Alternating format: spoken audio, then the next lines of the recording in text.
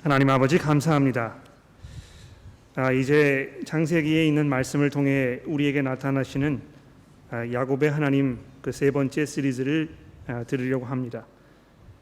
주의 성령께서 저희와 함께 하셔서 세상의 여러 가지 일들을 잠시 접어두고 주의 말씀에 집중하게 하시고 또 하나님의 주시는 지혜로 이 말씀을 우리가 이해하며 믿음으로 순종하기로 결정하는 그런 결단의 시간이 되게 도와주시기를 우리 구주 예수 그리스도의 이름으로 간절히 기도합니다. 아멘. 주중에 나네임 회중에 오랫동안 참여하셨던 교우 여러분 중에 한 분의 장례식이 있었습니다. 그 장례식에서 봉독되었던 그 고인의 평소 사랑하셨던 그 말씀이 이제 시편 23편의 말씀인데요. 우리가 잘 알듯이 시편 기자가 내가 사망의 음침한 골짜기를 걸을지라도 내가 해를 두려워하지 않음은 주께서 나와 함께 하심이라 이렇게 고백한 부분이 있습니다.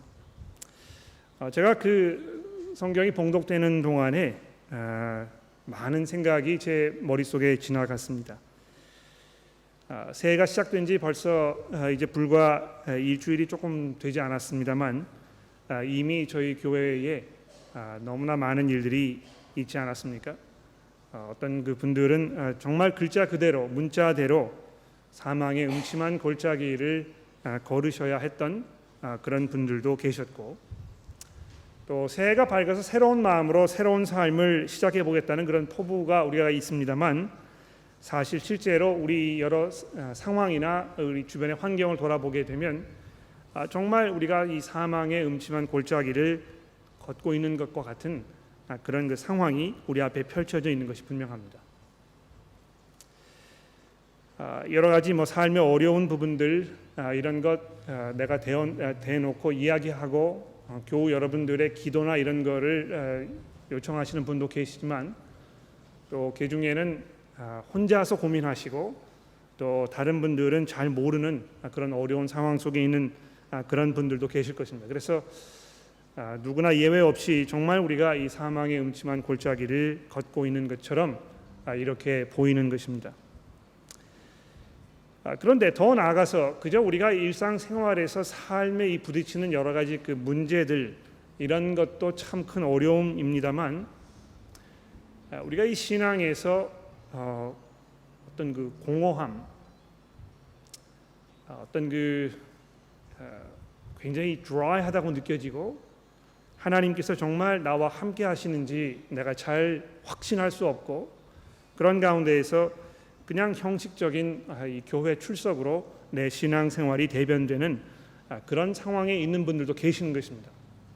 마치 그런 분들도 이 사망의 음침한 골짜기를 다닌 것과 같은 그런 마음으로 오늘 이 자리에 오셨는지 모르겠습니다. 내가 정말 하나님과 동행하는 삶을 살고 있는 것인가?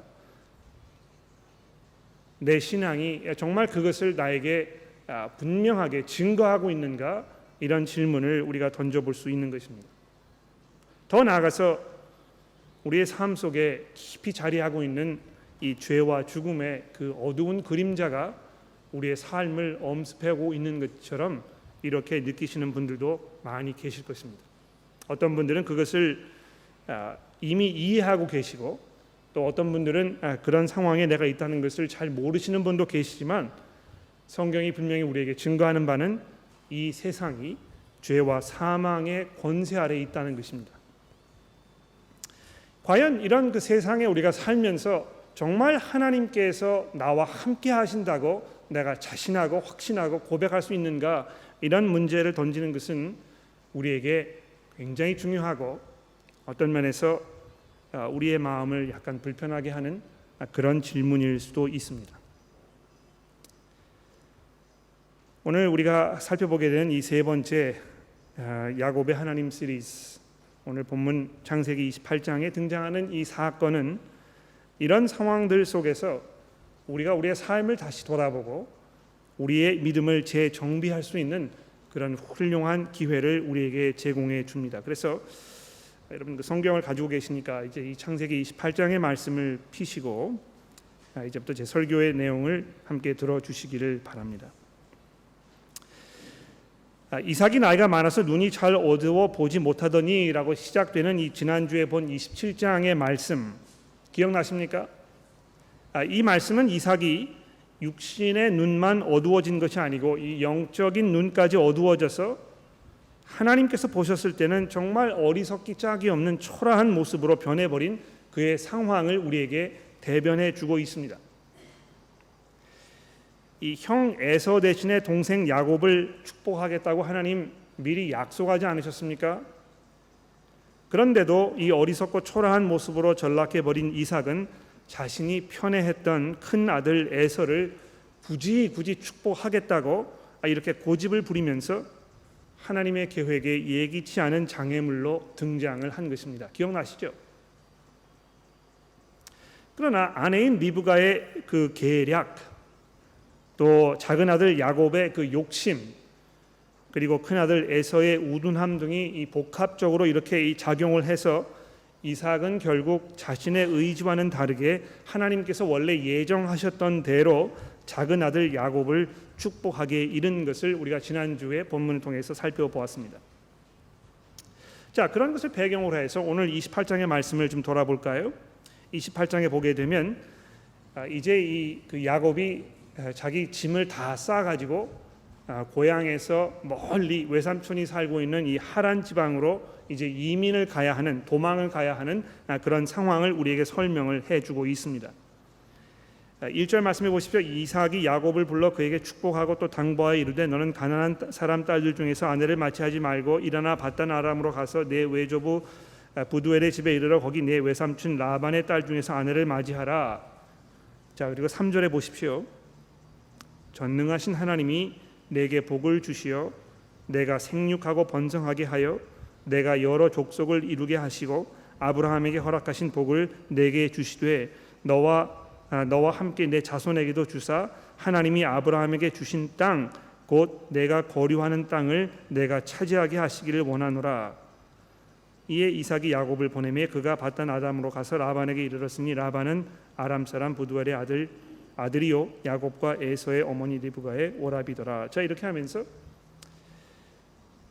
인생 말년에 이삭이 정신을 차리고 이제 회개하는 것과 같은 그런 말씀이 등장을 하고 있습니다. 자기가 이 작은 아들 야곱을 그렇게 축복하기를 원치 않았었고 그래서 자기의 방법대로 큰 아들을 축복하려고 이렇게 이 꼼수를 부렸다가 이제 결국 오늘 본문 말씀인 3절에서 이제 하나님의 말씀에 순응하는 것입니다.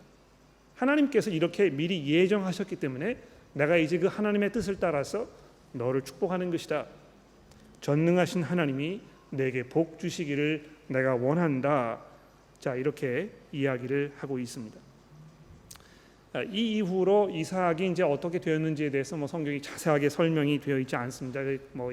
이미 이 순간부터 이 성경의 초점은 이 작은 아들인 이 야곱의 삶에 집중되어 있는 것을 보게 되는 것입니다. 자, 그런 후에 우리가 이제 잠시 그 에서의 이런 형편을 돌아보게 되지 않습니까? 이 참 아무리 생각을 해도 에서라는 사람 너무 억울하지 않겠느냐? 하나님께서 이 그 창세 전부터 야곱을 선택을 하셔서 이렇게 결정을 하셨으니 에서는 그냥 가만히 앉아서 당하고만 있는 그런 그 억울한 그런 사람이 아니냐, 이제 이렇게 우리가 애굽의 이 에서에 대해서 연민의 정을 가질 수가 있을지 모르겠습니다. 그런데 지난주에도 말씀을 드렸고 오늘 본문 말씀의 6절 말씀에도 이제 우리가 강조해서 말씀하고 있는 것입니다만 에서의 이 그 자기의 그런 형편 이런 것이 물론 하나님의 이 계획과 목적에 의해서 이렇게 이루어지고 있는 일임에 분명합니다만 그것이 분명 에서 자신에게도 책임이 있다는 것을 우리에게 자꾸 이야기해주고 있습니다. 에서가 얼마나 어리석은 사람이었는지 자기의 그런 그 장자의 명분을 그냥 팥죽 한 그릇에 팔아버리는 그런 경솔한 인간이었다는 것입니다. 자기가 저지른 그의 일에 대한 어떤 그 대가가 지금 아주 혹독하게 그에게 요구되고 있는 것을 볼 수 있죠. 6절에도 보십시오. 에서가 본즉 이삭이 야곱에게 축복하고 그를 밧단 아람으로 보내어 거기서 아내를 맞도록 하게 하였고 또 그에게 축복하고 명하기를 너는 가난한 사람 딸들 중에서 아내를 맞지 말라 하였고 또 야곱이 부모의 명을 따라 밧달 아람으로 갔으며 에서가 본즉 가나안 사람의 딸들이 그의 아버지 이삭을 기쁘게 하지 못하는지라. 자기 그 처한 형편을 돌아보니까 신세 타령을 이제 한 것입니다. 그렇죠? 뭐 동생은 이제 이 아버지의 축복을 다 받아가지고 멀리 떠나버렸고, 자기는 결혼을 해가지고 이방 여인들과 지금 살고 있는데 자기 부인도 아버지에게 별로 그렇게 마음에 들지 않는 그런 모습인 것을 보고 신세를 이제 한탄하기 시작한 것입니다. 그래서 그가 택한 그 방편이 무엇입니까? 9절에 보십시오. 이에 에서가 이스마엘에게 가서 그 본처들 외에 아브라함의 아들 이스마엘의 딸이요 느바요의 누이인 마할렛을 아내로 맞이하였더라. 여러분, 이 에서라는 사람은요 이미 부인이 둘이나 되는 사람이었습니다.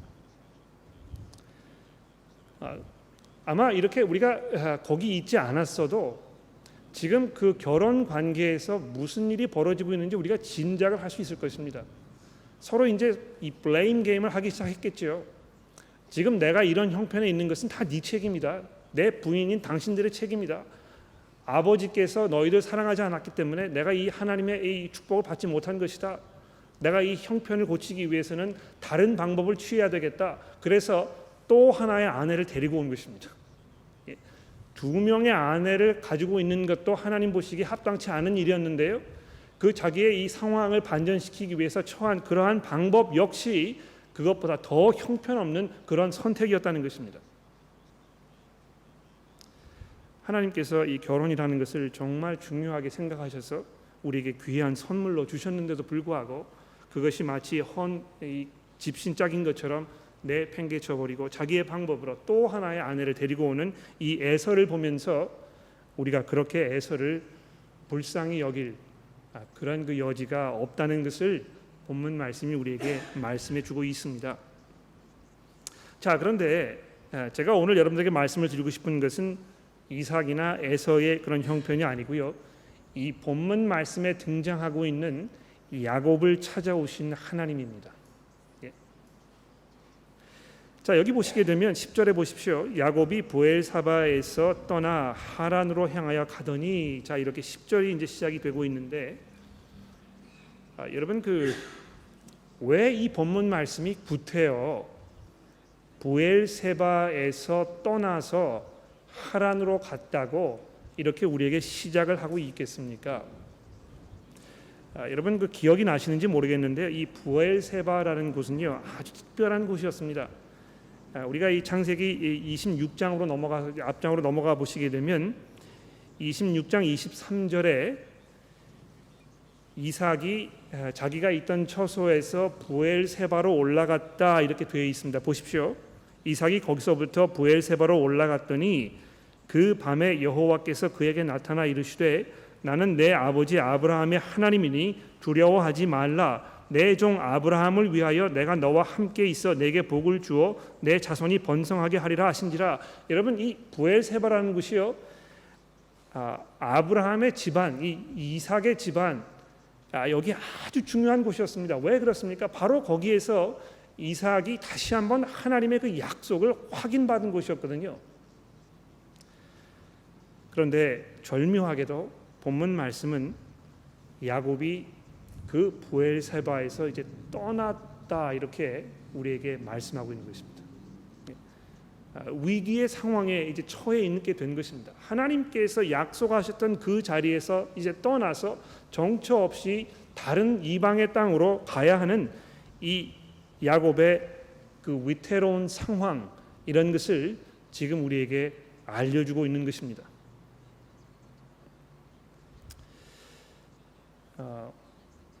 브엘세바에서 이제 하란이라는 곳까지 거리상으로 얼마나 되는지 제가 좀 알고 싶어가지고 지도를 찾아보기도 하고 인터넷 검색을 해보기도 하고 이 주석을 살펴보기도 하고 그랬는데요. 사람들마다 다 의견이 다릅니다. 어떤 분들은 약 한 2,000km 정도 되었다 이야기하시는 분도 계시고, 어떤 분은 그렇게 멀지는 않고 그래도 한 500km는 된다 이렇게 이야기하시는 분도 있습니다. 중요한 것은 이 거리가 실제로 얼마였던 거가 아니고요.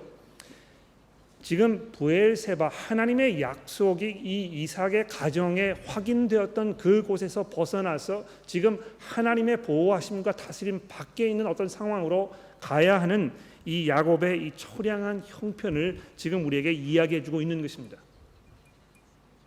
얼마나 불안했겠습니까? 여러분 기억나시죠? 이 야곱은요, 글자 그대로 마마보이 아니었습니까? 어머니의 이 치맛자락에 휩쓸려 가지고요, 어머니가 아니고는 뭐 자기의 삶을 제대로 이끌어갈 수 없는 그렇게 나약하고 오히려 간사하고 사기를 치고 뭐 이런 그런 사람이었는데요, 이제 자기 스스로 자기의 삶을 헤쳐나가야 하는 이런 그 형편 속에서 그가 얼마나 두렵고 떨리는 마음이었겠습니까? 그런데 11절에 보십시오. 한 곳에 이르러 해가 진지라 거기에 유숙하려고 그곳에 한 돌을 가져다가 베개로 삼고 거기에 누워 자더니 꿈에 본즉 사닥다리가 땅 위에 서 있는데 그 꼭대기가 하늘에 닿았고 본즉 하나님의 사자들이 그 위에서 오르락 내리락 하고. 하나님께서 이 초라하고 이 형편없고 이 간사하고 하나님의 도우심을 기대할 수 없는 상황에 곤두박질 친 이 야곱을 찾아오신 것입니다. 모르겠습니다. 저 같으면 야곱 같은 사람 찾아가고 싶은 마음이 별로 없었을 거예요. 그냥 너 알아서 네가 해. 형을 그렇게 속이고 그렇게 욕심이 많고 뭐 이 자기 앞가림을 못하고 그냥 알아서 해.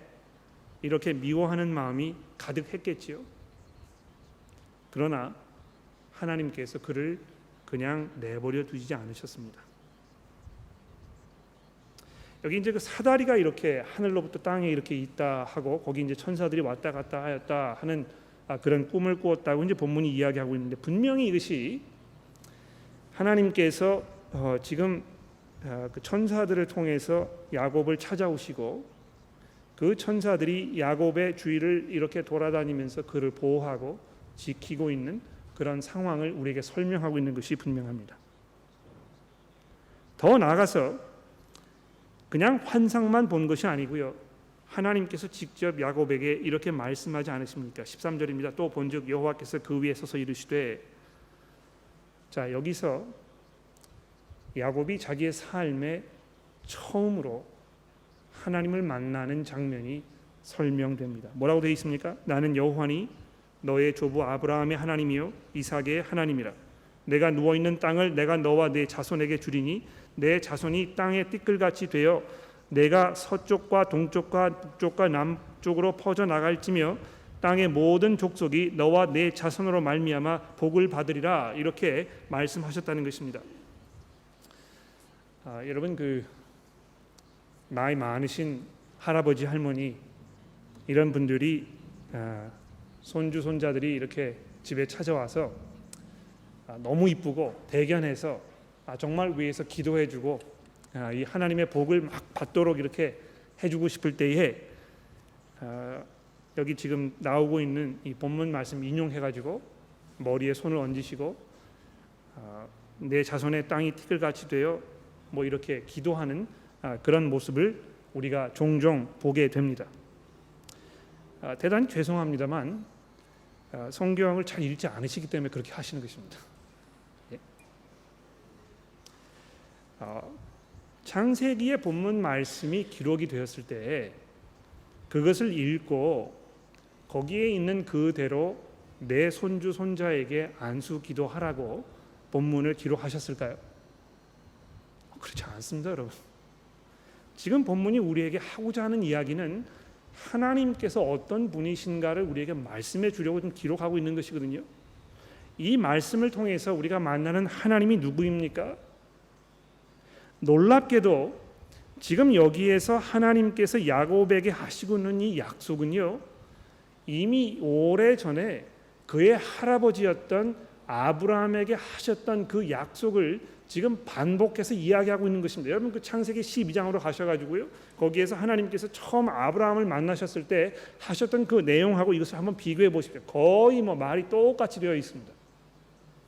지금 하나님께서 아브라함이라는 그 할아버지 그 사람을 딱 집어가지고 내가 너로 하여금 이 온 세상을 다시 회복시키겠다는 계획을 가지고 계신다는 것을 그에게 말씀하신 것입니다. 기억나시죠? 예? 창세기 1장부터 11장까지 이 인간의 타락으로 인해서 세상이 얼마나 형편없이 파괴되었고 하나님의 이 진노하심 가운데 심판을 받아 멸망할 수밖에 없는 그런 상황 속에 처해 있는지 우리에게 아주 적나라하게 설명이 되어 있는 것입니다. 그런데 그런 상황 속에서 느닷없이 어떻게 하셨습니까? 하나님께서 아브라함이라는 사람을 부르셔가지고요, 그에게 하나님의 이 원대하고 놀랍고 창세전부터 준비해 놓으셨던 이 구원의 계획을 지금 말씀하고 계시는 것입니다. 내가 너로 하여금 너의 후손을 통해서 이 온 세상 사람들에게 다시 복을 회복시켜 줄 것이다, 이렇게 말씀하셨다는 것입니다.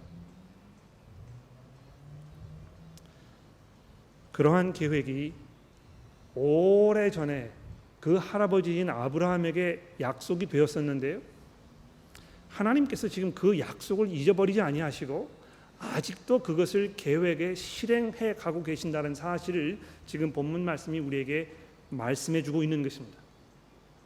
그런데 놀라운 것은 하나님의 그런 놀랍고 원대하고 광대한 그런 이 온 세상을 구원하시려는 계획이 야곱과 같이 형편없는 그 인간을 통해서 이루어질 것이라는 것을 지금 본문이 우리에게 말씀해 주고 있다는 것입니다.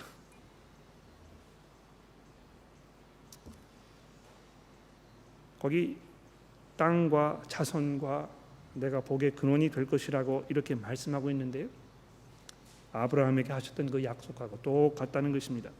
또 15절에 보십시오. 내가 너와 함께 있어 내가 어디로 가든지 너를 지키며 너를 이끌어 이 땅으로 돌아오게 할지라.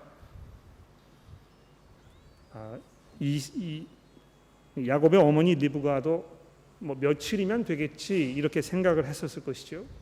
야곱도 이런 이야기를 듣고 내가 머지않아 고향으로 돌아오게 될 것이라고 짐작을 했었을 것입니다. 그러나 야곱이 하란에서 다시 아버지의 땅이 고향으로 돌아오기까지 얼마가 걸렸습니까? 20년이 걸린 것입니다. 리브가는 자기의 사랑하는 아들을 다시 보지 못했습니다. 20년이라는 이 세월 동안 야곱의 입장에서 보면 정말 하나님께서 나와 함께 하시는 것인가? 이런 질문을 던질 수밖에 없는 그런 상황들이 계속해서 반복되었습니다. 다음 주에 이제 우리가 그 본문 말씀을 보게 되겠습니다만, 아마 지금 이 순간에 하나님께서 야곱에게 이런 약속을 하지 않으셨다면 그가 과연 그 믿음을 지켜낼 수 있었을까? 우리가 질문할 수 있을 것입니다. 그러나 내가 너와 함께 있어 내가 어디로 가든지 너를 지키며 너를 이끌어 이 땅으로 돌아오게 할지라. 내가 내게 허락한 것을 다 이루기까지 너를 떠나지 아니하리라고 하셨던 이 약속은 그 가운데 야곱이 미처 알아채지 못했던 먼 훗날 이루어질 예수 그리스도의 복음을 통해 이루어진 그 하나님의 약속에 대한 이 전초전인 것입니다. 물론 하나님께서 야곱의 삶 가운데 그 일생 동안 함께 하셨던 것이 분명합니다. 그러나 야곱은 자신의 저지른 그런 어리석음으로 인해서 얼마나 혹독한 대가를 치러야 했는지 모르는 것이죠. 하나님께서 함께 하셨지만 그렇다고 해서 그의 삶이 평탄대로로 이렇게 순순히 풀려가는 것은 아닙니다. 하나님이 함께 하셨지만 그는 자신의 삶을 통해서 자기의 저질렀던 그런 어리석음에 대한 그런 대가를 치르고 거기에 대한 이 배움의 기회가 그에게 주어졌던 것입니다. 여러분 그 성경을 읽으실 때요, 내가 좋아하는 구절 이렇게 딱 끄집어내셔가지고 하이라이트를 쭉쭉 치시고 오늘은 내가 무슨 말씀을 의지하며 살 것인가 이렇게 하셔가지고 야 이게 15절 말씀 참 좋은 말씀이다. 내가 너와 함께 있어 어디로 가든지 너를 지키며 너를 이끌어 이 땅으로 돌아오게 할지라. 이 말씀을 이제 기억하시고 뭐 카지노에 가셔가지고 카지노 하시면서 하나님 나와 함께 하시니까 내가 한탕 한번 할 것이라고 이렇게 생각하시는 분들이 계시는지 모르겠습니다. 그렇지 않습니다, 여러분. 그냥 이 성경 말씀을 그냥 내가 처한 상황에서 내 상황에 맞게 그냥 끼워 맞추지 마시고요. 이 본문 말씀이 전체적으로 지금 우리에게 무슨 이야기를 하려고 하는 것인지에 대한 그 이거를 잘 잡으셔야 하는 것입니다. 그렇지 않습니까?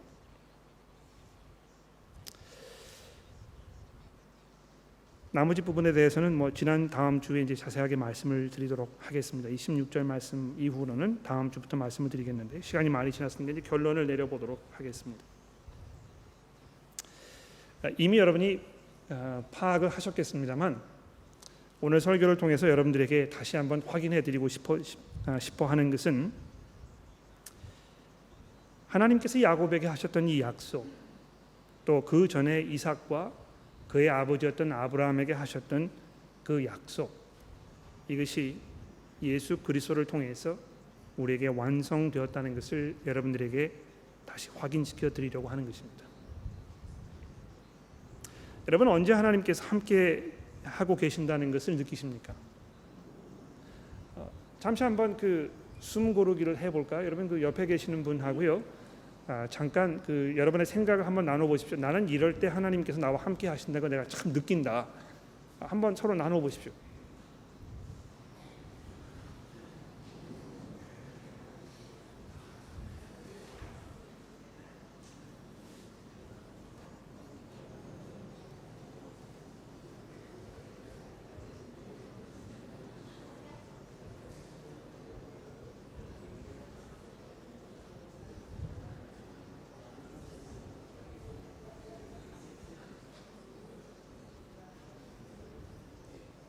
네, 되었습니다.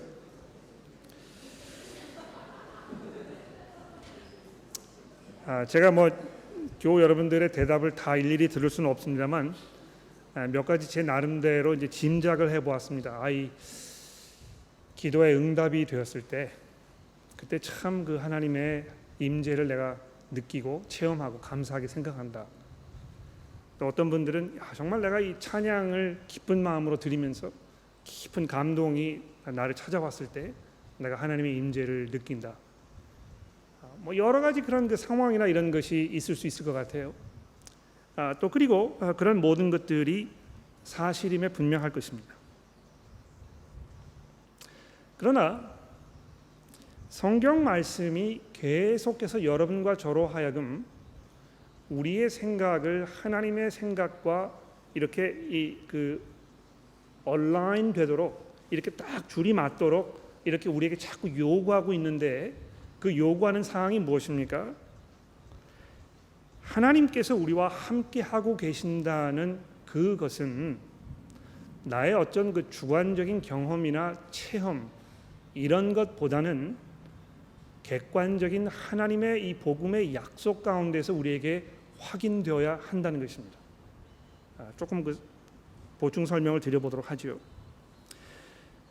우리 많은 사람들이 어떤 그 느끼는 감정 이것을 통해서 참 하나님이 나와 함께 하신다는 걸 내가 느낀다. 무슨 기쁨이라든지 평안이라든지 이런 그 느끼는 감정을 통해서 그런 고백을 하게 되는 경우가 참 많습니다.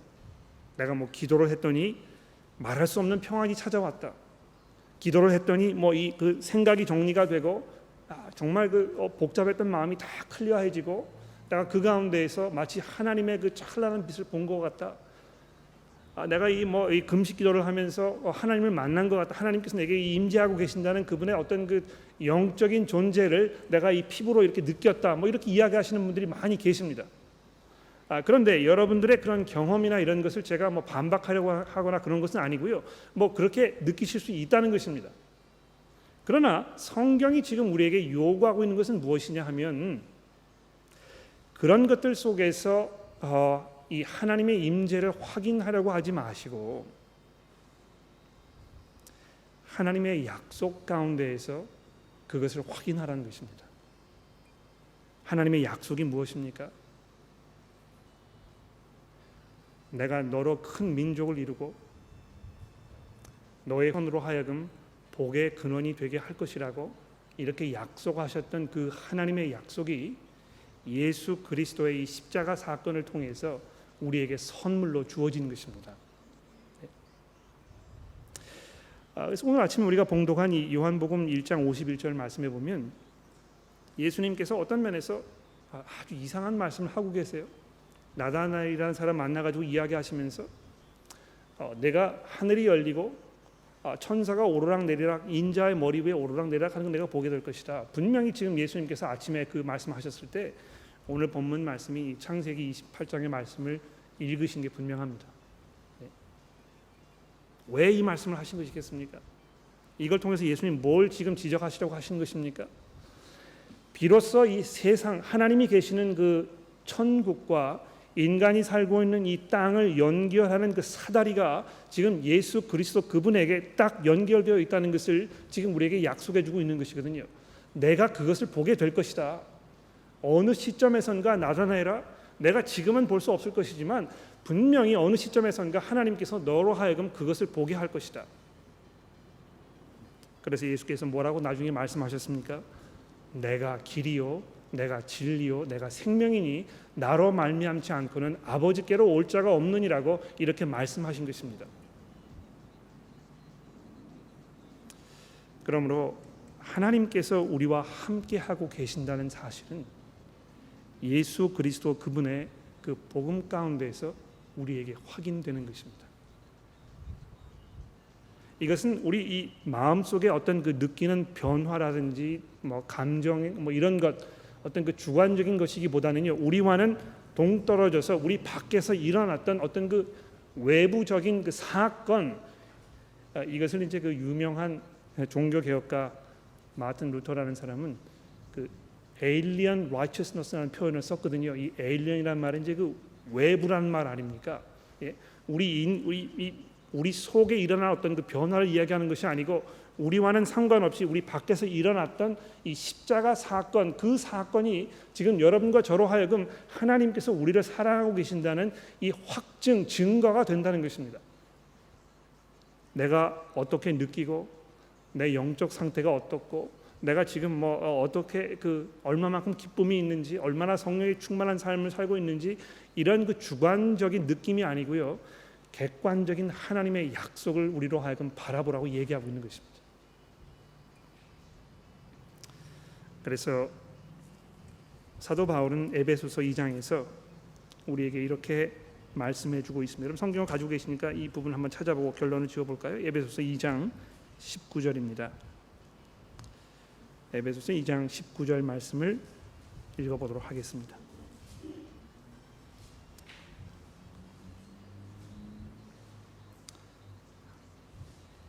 그러므로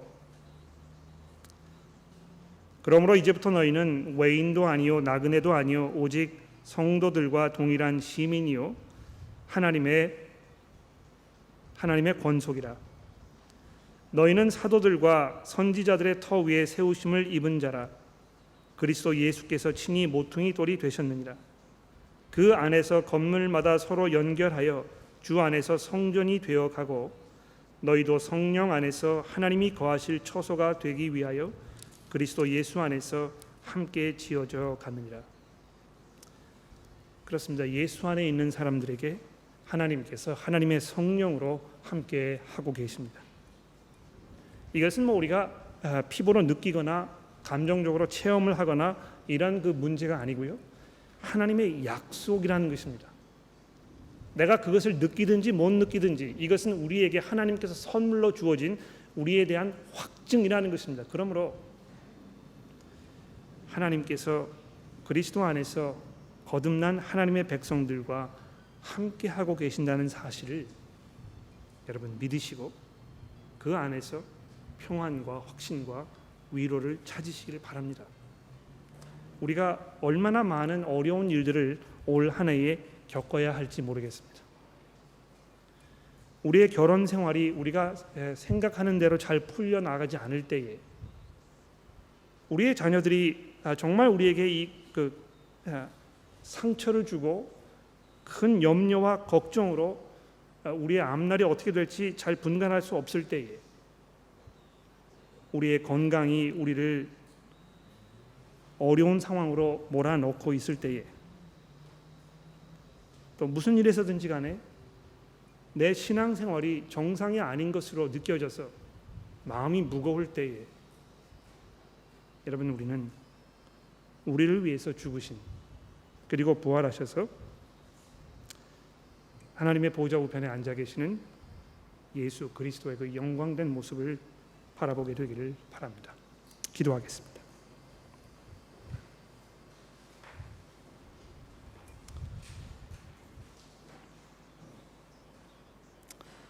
하나님 아버지, 하나님께서 야곱에게 나타나셔서 그에게 그 약속하셨던 그 사건을 우리가 돌아보게 되면 하나님께서 얼마나 은혜가 넘치시는 분이고 얼마나 집요한 분이고 얼마나 놀라운 분인지 우리가 다시 깨닫게 됩니다.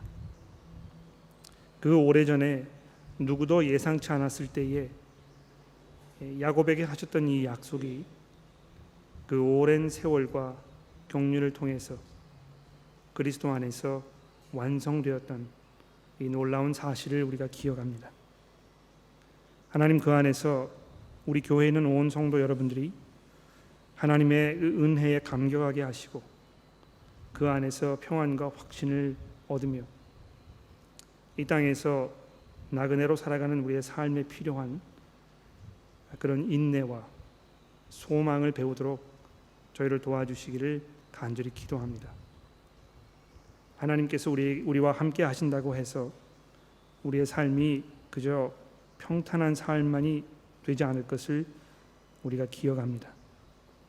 오히려 우리에게 주어지는 여러 가지 어려운 상황들이 저희들로 하여금 믿음과 소망의 연단으로 훈련받게 하시는 하나님의 은혜임을 기억합니다.